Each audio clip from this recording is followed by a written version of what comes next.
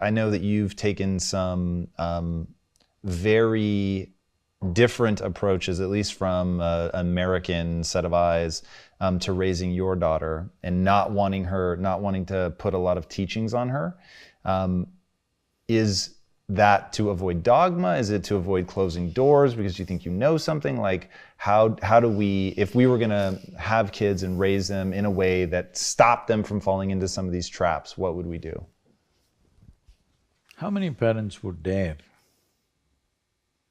and encourage their children not to be identified with parents, not to be identified with the religion that they follow, not to be identified with their racial and national and other prejudices that they hold?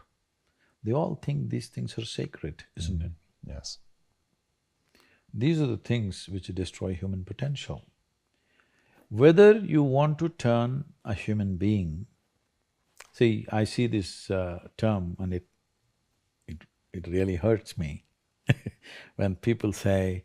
It's very common, only in America I hear this, I was raised as whatever, Catholic or Baptist or Christian or Muslim or whatever else. I was raised. See, you must raise only cattle and sheep. You don't raise human beings. You have to cultivate a human being. You have to give space and give support of love and support so that a human being grows, because every human being is capable of a unique possibility. Raising means what? A flock is what you raise. You don't raise an individual, isn't it? That's very interesting. So, for this, we need to come to a certain level of maturity within ourselves. The most fundamental thing is, our children need not look like us, need not think like us, need not act like us, need not be us in any way.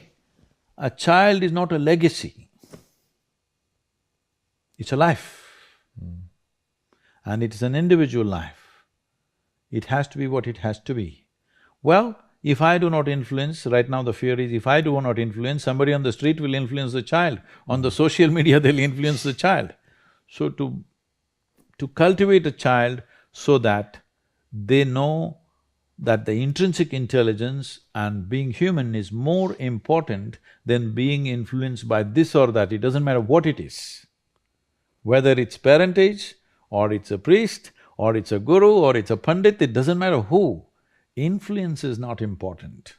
What is important is the intrinsic intelligence finding its full potential.